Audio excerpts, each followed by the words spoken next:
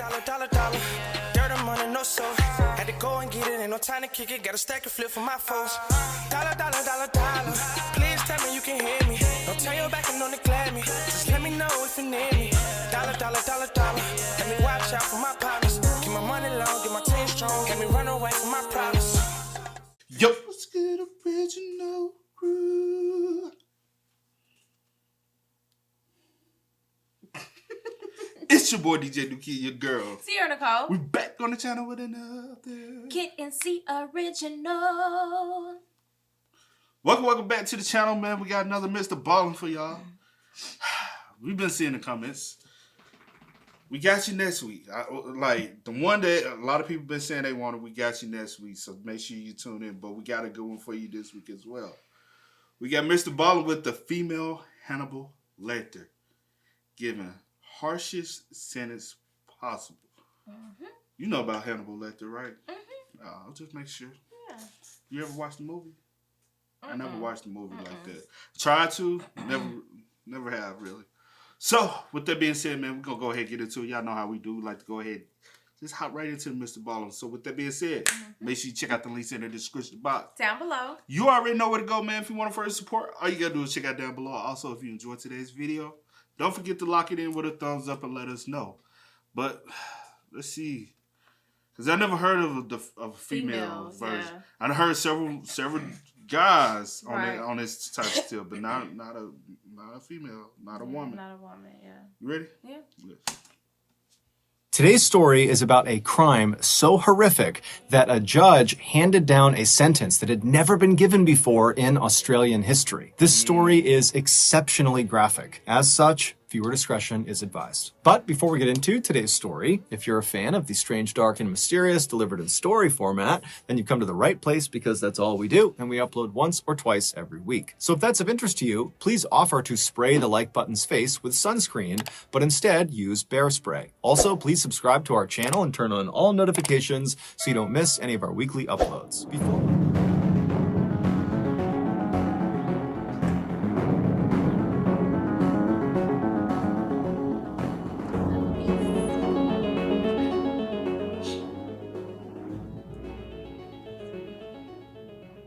In 1955, Catherine Knight had the misfortune of being born into a highly dysfunctional and abusive household. Not only was she badly mistreated by her alcoholic parents and cruel older siblings, she was also scorned by the people who lived in the town with her simply because they didn't like her family. Catherine lived in a very small town in New South Wales, Australia, where basically everybody knew each other's business. But despite the abuse, Catherine always tried to focus on the future. She would tell herself that as much as my life is miserable right now, in the future I will have a family of my own and I will take care of them the way I wish my family had taken care of me. But when Catherine became a young woman and began dating men, all of her relationships would always crash and burn because inevitably she and her partner would become toxic and abusive and it would end the relationship. It was like Catherine both didn't know how to be a quality partner and didn't know how to identify a quality partner. Likely because she didn't know what that looked like. She had been raised in this horrible household. But in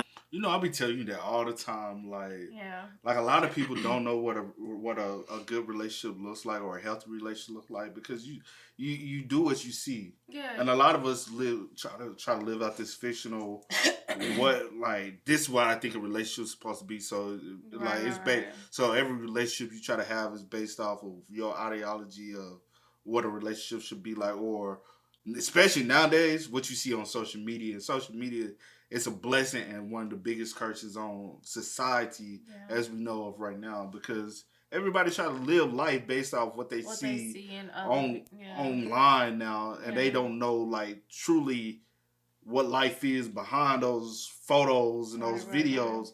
That these people struggle just like you. You can't live off what you think. You can only do your best.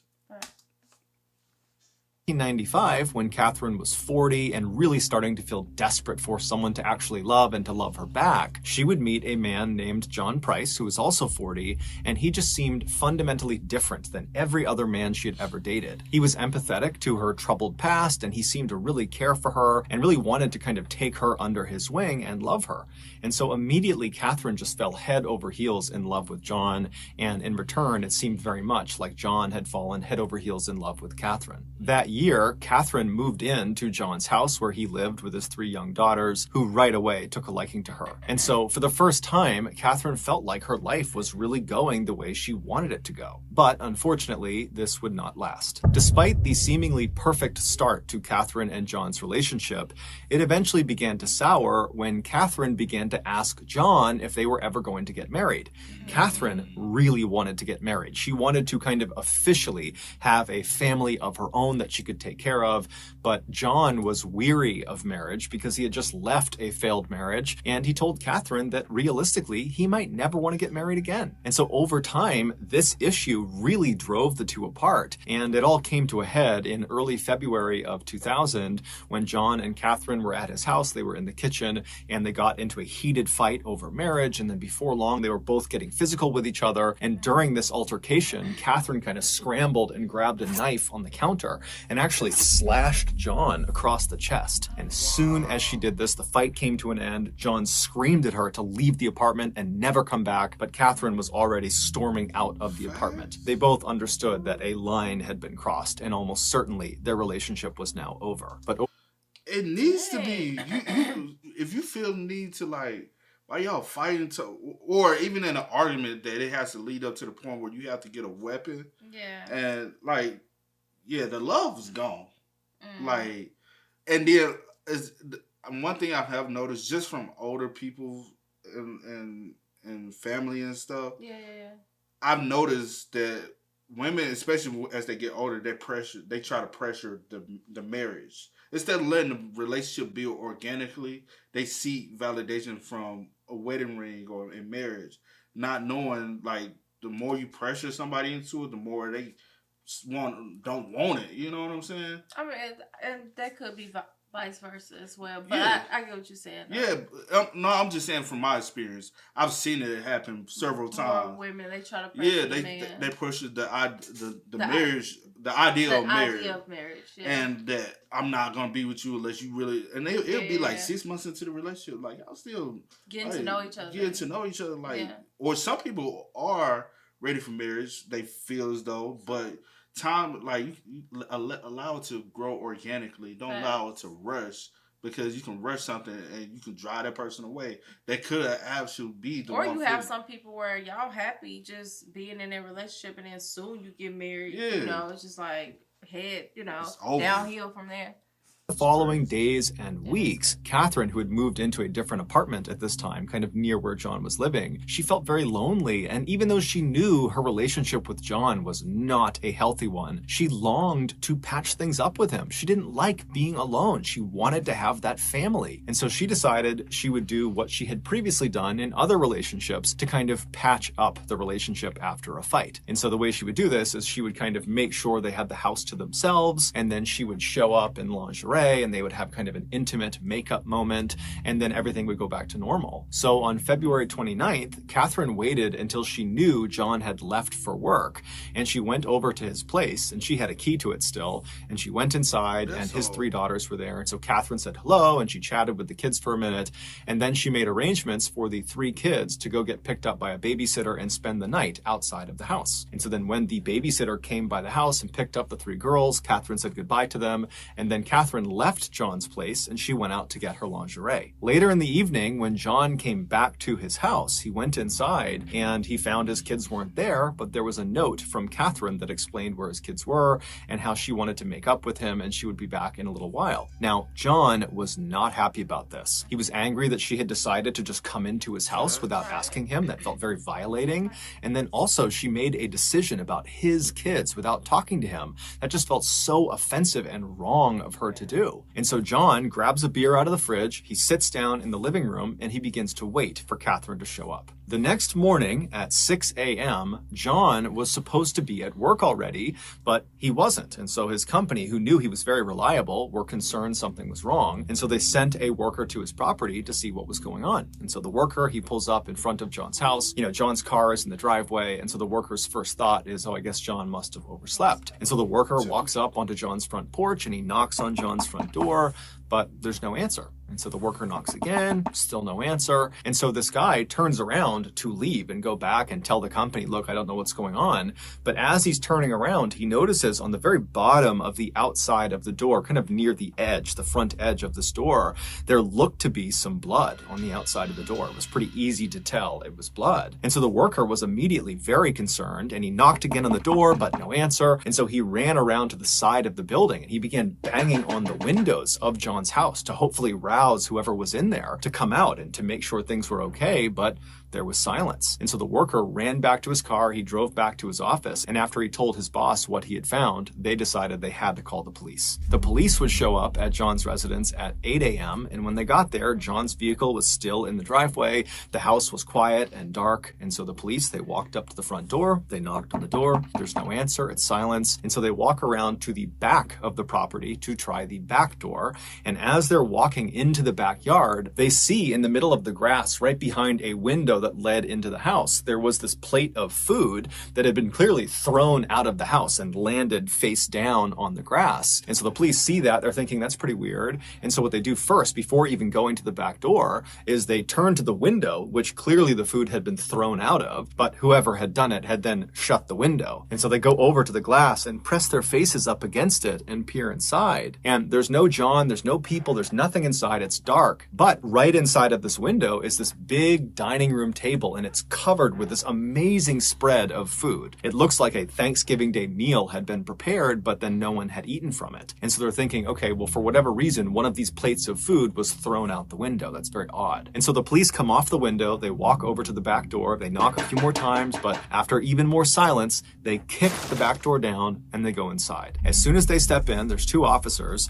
They walk straight into the house with the dining room table with all that food on their left, and there's nothing that stands out. They're calling for John, it's silent, everything is off, everything is quiet, and they keep on walking into what appears to be the living room where the TV is and where there's a couch, and as soon as they walk in, they see there's blood everywhere. And towards the front of the living room, where the front door actually opened into the house, there was a very obvious pool of blood. Basically, if you stepped into the house, you'd be stepping in to this puddle of blood. And as they're looking at this pool of blood, they see there is a distinct blood trail from the pool back into the living room that they have just walked into, and the trail kind of leads behind a couch out of their view. And so they walk around the couch to see what's at the end of this trail, and they find Catherine Knight's crumpled body on the ground. And so right away they run. Hold the hell on. Wait. Oh, my bad. We need that. It might be. I know we about to find out more, but I'm like, what happened from you wanting to make up, go get the lingerie to Yeah. You know what I'm saying? Yeah. And I'm pretty sure an argument happened. Looking at the title, female Hannibal Lecter, there's a feast. Yes, on the table. So you remember I watched the series, the Hannibal series. Yeah. I was like, yeah, but hold on. It was on Netflix, I want to say. I don't know. I don't remember, so I don't want to. I swear it was a Netflix series about Hannibal. I don't know. I don't know. But yeah, we about to find out. But no, I was trying to say, like, I know possibly an argument happened because you took my kids, whatever the case was. You came in my house unannounced, whatever the case. So I know an argument happened, but this, come on. But she shouldn't even. Yes, no. After you cut me, like, we done, shawty. You took the knife and sliced me. Like, you already showed the sign that you're willing to harm me. Yeah. Like, there's nothing else to talk about. Facts. see what's at the end of this trail, and they find Catherine Knight's crumpled body on the ground. And so right away they rush over to her and they feel for a pulse, and they discover that she actually does have a pulse, but very obviously she's clinging to life, barely. And so one of the officers stays with Catherine while they're calling in paramedics to come in and deal with her, while the other officer draws their weapon and they begin searching the rest of the house. And so the officer walks past the front door on their left, and they go into the other side of the first floor, which is basically like this lounge room, kind of like a secondary living room. And as they're looking out across this room, they see there's no one in it, but there appears to be this curtain blocking the entrance to some other side room. And this officer, as they're looking at it, they look down and they notice there's another blood trail that starts from the front of the house. It snakes all the way across this lounge room and kind of disappears into this covered up room. And so this officer yells out for John, but there's no answer. And so he ends up going all the way across, checking as he's going, looking around, but there's no one there. And he gets to this towel, and with his non-shooting hand, he kind of pushes it out of the way, and he looks inside of this space. And it turns out to just be a small closet. There was nothing of note inside. It didn't really make sense that the blood trail had led to this closet. But then, as the officer is kind of wondering why the blood trail ended here, he started to feel something cold on his non-shooting arm. And so he looked down at his arm and he saw there was this huge streak of blood on his arm. And he knew he had not been wounded in some way. This was not his blood. So how did he get blood all over him? And then he stepped back in horror because he realized the curtain that he had just moved with the arm that had blood on it was not a curtain. The night before, John sat in his living room waiting for Catherine to return, very angrily waiting for her to come back. But by 11 p.m., she hadn't. And John, he works super early in the morning. He's very tired. He decides to just go to bed. And so he climbs into bed, he falls asleep. And then about an hour or so later, Catherine would walk into the bedroom. She had her black lingerie on that she had bought earlier in the day. And even though John was furious with her and very upset with what she had done that day, seeing her like this suddenly made him think, you know what, all my issues with her can wait. And before long, they were getting intimate together in the bed, and then they fell asleep in each other's arms. Later in the night, Catherine would wake up. John's still fast asleep, so she's looking right at him, and she suddenly has this intense sense of disgust. She was convinced that he was taking advantage of her, that the reason he didn't want to marry her was he was just kind of using her. And this anger inside of her boiled up, and she decided right then and there that I need to teach this man a lesson he will never forget. And but you came back to me. You came back to me. I didn't want you, shawty. And then you come back to me to try to seduce me. Right. Because like you came and you said you wanted this. You don't even know. Maybe after the fact, maybe once he woke up, y'all can start working and stuff out. Only thing she cares about is marriage. She don't even care about the intimacy, the emotions, the feel. Only thing she cares about actual connection. Is the title of in the. But I'm like, what in your head? Like, there's something off in your head for you to even think that you know. She was crazy anyway, because that's the only thing she ever did was, well, we're broken up, so what I'm gonna do, I'm gonna get sexy and we're gonna have, you know what I'm saying? That's gonna have a way to get a man back. It's just through. Catherine very quietly slipped out of the bed. John's still sleeping. She snuck out of the bedroom. She made her way out of the house, and she got into her car, and she drove across town to the apartment she had been staying in for the past couple of weeks, and she grabbed her work tools. Catherine, where she worked full-time, was a meat processing factory, and she worked on the kill floor with the animals that are being turned into meat. And so her skill set was butchering, and her tools were butcher's knives. And so she grabs her kit of butcher's knives, and she drives back to John's place. She goes into the house, she makes her way into the kitchen, and she unrolls this kit full of different sized butcher knives, and she picks the one she wants, she pulls it out, she makes sure it's nice and sharp, and then she made her way into John's bedroom. When she got into his bedroom, John was still asleep. He was lying on his back, covers up over him, fast asleep, and she climbed onto the bed, being very careful not to wake him. And then when she was straddling him kind of on her knees right over his midsection, she raised the knife up between her two hands, and she brought it down into his chest. John immediately shot up, bucking Catherine off of him. She went flying onto the floor, and then instinctively, John just begins running out of his bedroom. He has no idea what's happening. He's been stabbed, but he probably can't even feel it. It's all adrenaline. He is just running through the house. But by the time he gets to the front of the house, the blood loss had caused him to be so weak he could barely stand. And so he managed to open the front door, but then he collapsed onto the ground halfway between the inside and outside of the house. And so laying there, he reached out with his bloody hand and he grabbed the edge of the door that was partially open and tried to pull himself out of the house. And that's how that bloody print was left on the outside of the door that the worker saw. And as he's trying to pull himself out of the house, Catherine, who had gotten up after being knocked off the bed, she ran to the front of the house and she grabbed his legs and she pulled him back into the house and then shut the door. And then once he was inside, she got on top of him and stabbed him an additional 36 times all over his body. And then she left him there to bleed to death. And so while he's dying, she goes into the kitchen and she puts on a large pot of water to boil. And then she began setting the plates all around the dining room table for a big family meal. After she was done setting the table, she went back over to John, who was now deceased at this point, and she dragged him all the way across that lounge room on the other side of the house that the officer walked through and then found that curtain. She dragged him all the way across that room to right in front of that closet, and then using her expert skills from working in the meat factory, she proceeded to skin John from his neck all the way down. Woo! Yeah, this is too much, bro. This is very graphic. No wonder why this is a mature audience only. Like, this had to come with a warning. Because, the fact that you can even get yourself, well, to be honest, that's the reason why she was able to cut him so good. Reach for the knife and that first time, she's good with knives.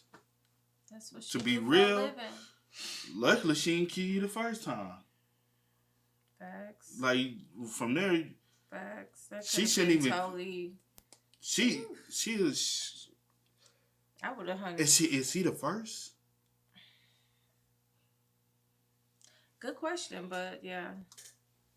Skills from working in the meat factory, she proceeded to skin John from his neck all the way down to his toe. And she was so good at it that she was able to skin him in one piece. And she took this skin suit and she draped it over the entrance to this closet. And then she removed John's head from the now skinned torso and she placed it in the water that she had put on to boil earlier. She was going to use his head to turn it into some sort of broth or gravy. And then she grabbed his skinned torso and dragged it into the kitchen and began butchering it and then making different dishes with his meat, different pies and casseroles.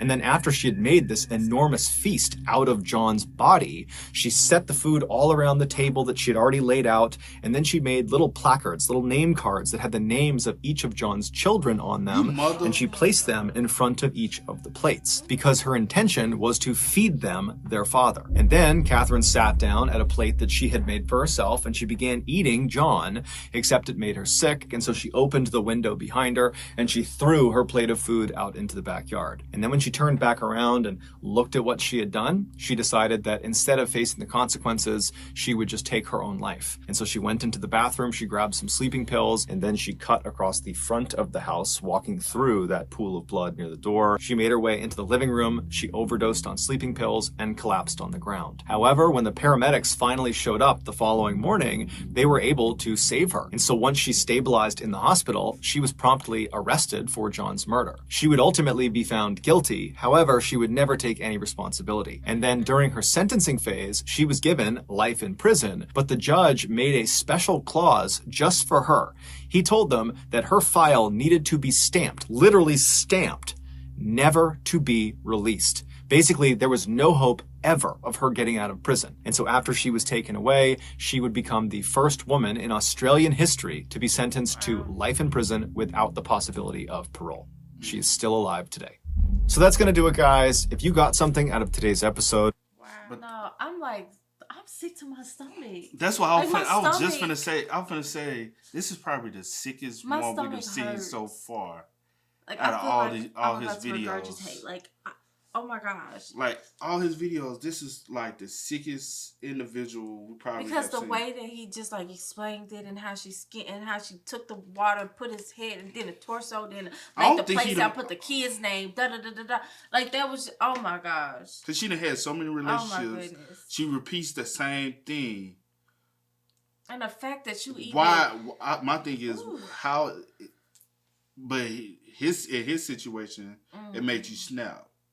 No, Well, their situation was different because the other dudes were kind of like not showing her that. But the thing is, she said every time there was her routine of how to make up. Yeah, I know, but I'm saying I feel like she cared for him. Not care, but was more obsessed with him or whatever you want to say because he showed her attention. He basically showed empathy for like her past and like her upbringing and stuff like that. She saw like, oh, this is the husband like, I want. This is who I wanted, to love me forever. And but why? But whatever. But it's at the end of the day still, why? And then you tried to act like you didn't do it. It wasn't even that she tried to act like she didn't do. She tried to take her own life, so she wouldn't even have to face the consequences. But no, I'm saying even in court, like she was trying to. She just has, she haven't even, I guess, acknowledged. I did it. I own up to it. You know what I'm saying? Like, you know how sick and disgusting you have to be. That is disgusting. Even go through the process to do that, right? And the fact that you were going to feed him to his kids. Oh my gosh. That was the even more sick part of it. You really was going to feed him to his kids. His kids was going to have to partake of it. And I'm so glad that the kids didn't, end up coming home. The babysitter brought them home. I'm so glad of that. Facts. Like, I couldn't. I would be traumatized for the rest of my life. Because she probably thought they were going to be coming home soon. For her to lay out plates and, have this feast or whatever the case. But she still tried to kill it. She must have... I think she... Well, I ain't never ate no human flesh, so I don't even know how, like, the cooking process and all maybe, like, once it was nasty and it made her sick, maybe she, like, sat back and, like, was like, I don't know, because I don't know what goes through people's head that's, that's like that. I ain't never met nobody like that. So... I done met some crazy folks. But I ain't never met this, you know what I'm saying, on this type of level, bro. Like, and then, like... The best thing is that the kids were not there. Yeah. Because the kids could have been there. Yeah, they could have been there. They could have came back home, or they could have been there. Or they could have been like, "No, we're not going with the babysitter," because she still could have snapped. Or to be completely honest, this probably was premeditated from the jump, and she tried to make it seem like it wasn't, that she just all of a sudden came up with the idea. But then I kind of feel like if it was premeditated, maybe she would have already brought her stuff with her instead of her having to leave, go across town to her apartment that she was staying at, get her stuff, her tools, and then come all the way back. You know what I'm saying? Like, I just feel like something in her head while she was there, because you don't know what, like, how people are, like, wired. I'm gonna say this, too. I actually got to know he wants something to do with you, because he moved out of y'all space. Mm-hmm. He got his new space. Mm-hmm. He still gave you a key. Yeah.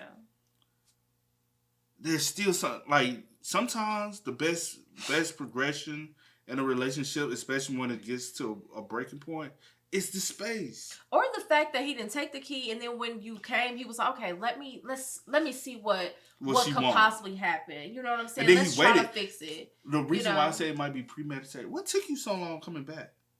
Coming back when? He sat there for a while waiting for you to come back after going to get your lingerie.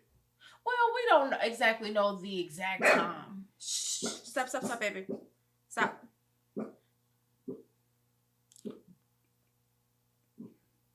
But yeah, we don't know like exactly how long it took. He just waited for her to come back. We don't know if it was an hour, 2 hours, or however long. But I don't know. It could have been. Maybe she could have been having thoughts. Who knows? But I just feel like, say for instance, that was me, and I thought to do something like that, I'm going to bring my stuff with me. I'm not about to drive all the way back, and then you could have possibly woke up and it'll ruin my plan. Yeah. You know what I'm saying? Or you could have left it out in the car. That's what I'm saying. Left it out in the car, whatever. Or maybe it was in the car.